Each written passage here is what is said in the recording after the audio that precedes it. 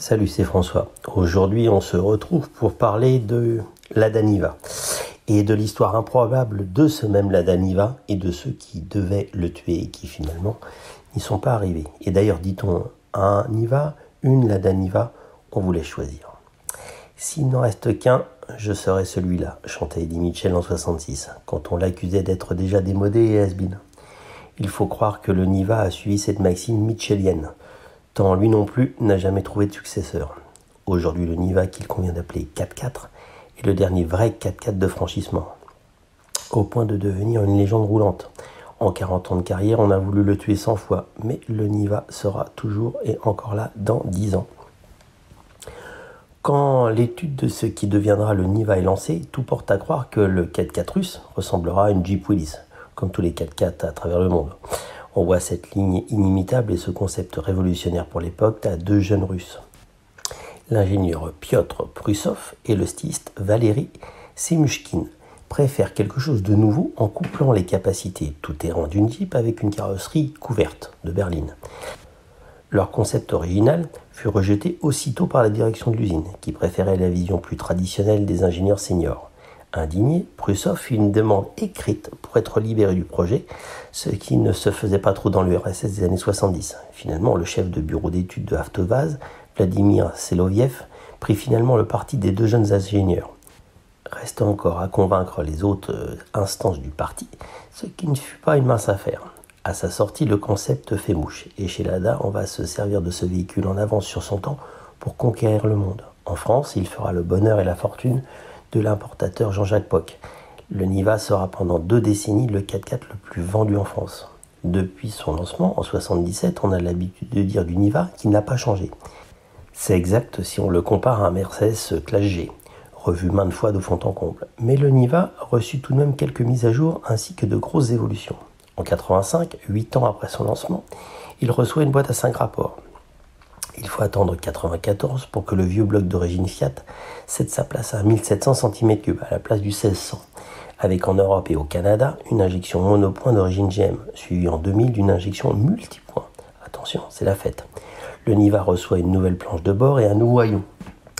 Une version diesel avec le 1,9 litre d'origine Peugeot est commercialisée de 93 à 98, puis le Turbo D sur certains marchés à partir de 2001. En 2009, Lada présente la version M comme modification. Rendue obligatoire par les normes européennes, cette version en profite pour améliorer 250 points sur le véhicule, même si le style est à peine revu. Rappelons que quand les Lada arrivaient en France sous l'ère POC, eux aussi étaient revus de A à Z dans une usine spécifique pour les remettre à un niveau pour qu'ils soient vendables sans trop de défauts sur le marché français. Mais revenons à l'année 2009. Le Niva reçoit même l'ABS et la climatisation. Le plus gros stylage arrive en 2014 avec l'apparition de la version Urban.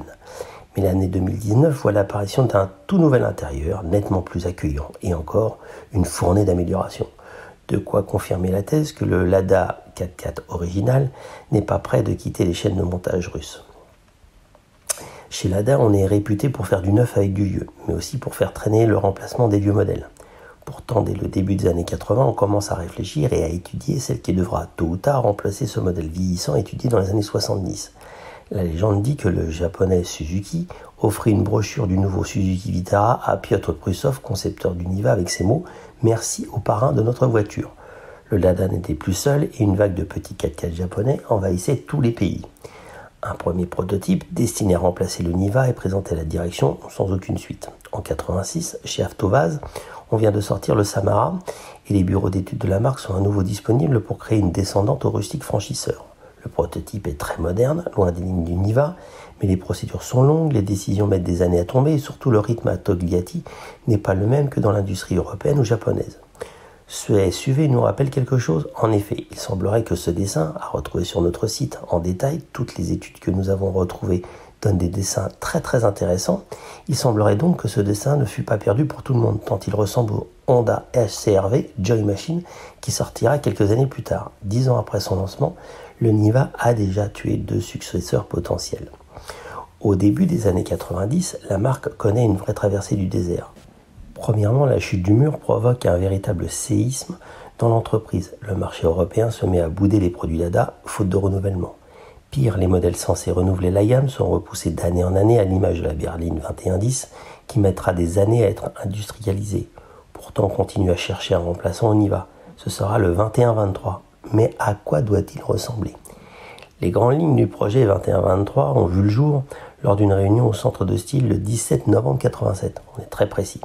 Cela ne signifie pas pour autant que les lignes du New Niva étaient figées. En août 91, soit 4 ans après, l'usine commande un projet pour le développement d'un véhicule à 4 roues motrices VAZ 2123.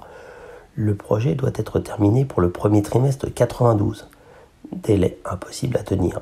L'objectif est simple, moderniser l'apparence du Niva tout en conservant ses capacités de franchissement. Les réunions se succèdent, on étudie plusieurs pistes ambitieuses, mais finalement le budget aura raison de toutes ces coûteuses solutions. Le Niva 2123 prendra le châssis, le moteur et la transmission du 2121. En 1994, le style est enfin figé et validé par le bureau de la direction d'Avtovaz. Et un premier proto, avec toutes les spécifications définitives, est présenté le 27 janvier 1995. Chez Lada, on annonce une mise en production d'ici 1998 avec 90 000 voitures par an dès 2000. Cette fois, c'est certain, nous allons assister à la fin du Niva original après plus de 20 ans de carrière. Et comme l'histoire du Niva est bien longue, il faudra se retrouver lors d'un deuxième épisode pour connaître la fin et la suite de cette saga.